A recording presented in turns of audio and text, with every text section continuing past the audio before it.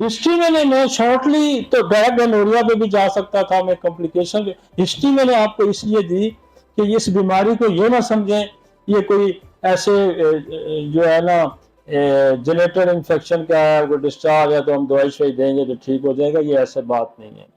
The gonorrhoea is primarily transmitted through the sexual intercourse but can also be transmitted from the mother to child during the birth। अब अंदाजा लगाएं कि ये basically sexual transmitted है, लेकिन मां जब बच्चे को जन्मती है तो उस दौरान भी उसको ट्रांसफर कर देगी, तो वो बच्चा कंजेंटली इनहेरिट कर रहा है गोनोरिया को, और फिर इसकी जाके आगे और बड़ी कॉम्प्लिकेशन होगी जब उसने मां के पेट से ही ले लिया। There is a wide range of the clinical presentation following infection with Neisseria। इसको क्या करता है, यूथराइटिस करता है, जो आपका यूरिथ्रा उसके बाद इन्फेक्शन करता है। इसकी मैं पैथोफिजियोलॉजी भी आपको बताऊंगा थोड़ी सी।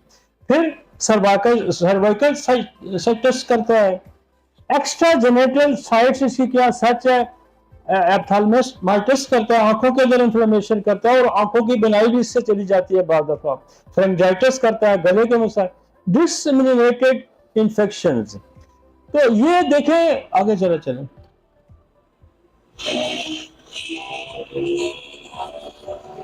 Next slide.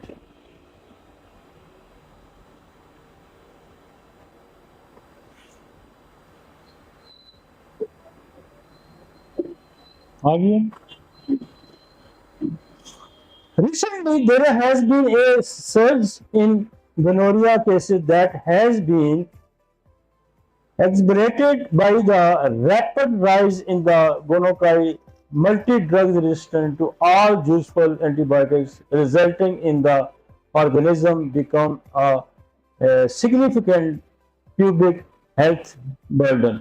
तो वो कहते हैं कि अब ये मल्टी ड्रग रेजिस्टेंस है, और पहले भी हम इसको डिस्कस कर चुके हैं, तो उससे तो ये एंटीबायोटिक भी काम कर नहीं रही, तो ये फिर आपका जो प्यूबिक एरिया है या जेनेटल सिस्टम है इस पे बहुत ज़्यादा बोझ पड़ गया। आगे चलें।